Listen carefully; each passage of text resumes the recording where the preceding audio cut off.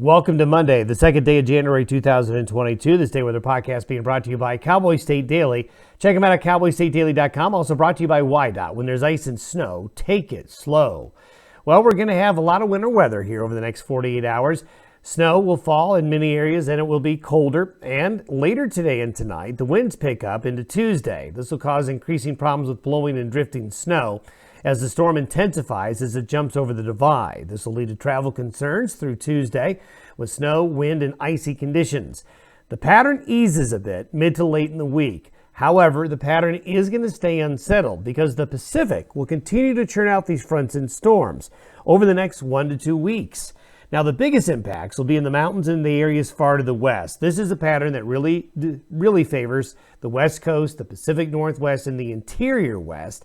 This does not necessarily mean a lot of weather east of the divide, like what we're having now, but it's going to continue to build the snowpack, and tomorrow we'll go do a snowpack update, and it'll be quite impressive in many areas based on what has fallen in the mountains here over the last 72 hours.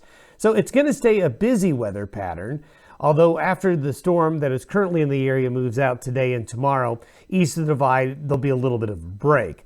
As of about noon today, the upper level low will be just northeast of Durango there, and the moisture out ahead of the system is impressive, drawing in that moisture, and this led to some really heavy snow over parts of central Wyoming yesterday and last night and into early this morning. As the storm gets off to the east, see how it becomes better organized over south central Nebraska? The circles get a little tighter, the low's going to get a little bit deeper, and it's going to end up being a major snow event for a lot of Nebraska, up into portions of southeastern South Dakota, northwestern Iowa, then eventually into Minnesota later on. And there you can see it. This is the precipitation forecast through late Wednesday. So you can see quite heavy moisture here across Nebraska, South Dakota, parts of Nebraska, and then into Iowa and Minnesota.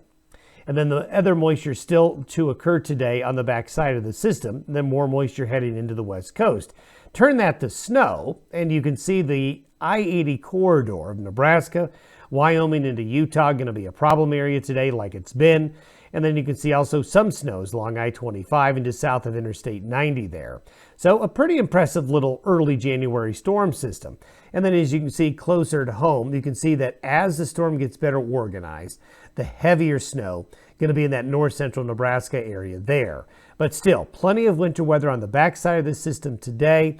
So additional snow will fall on many areas that picked up some snow yesterday. Then as we get into midweek, this is Thursday, we get a little bit of a break. You can see the high right here across the Intermountain West, the low still sticking around but headed to the Great Lakes. And then a flow of moist westerly air will continue to move into California. This is another front that's going to come into California here later in the week. So the West Coast will continue to be battered with wetness. Now this is by Friday.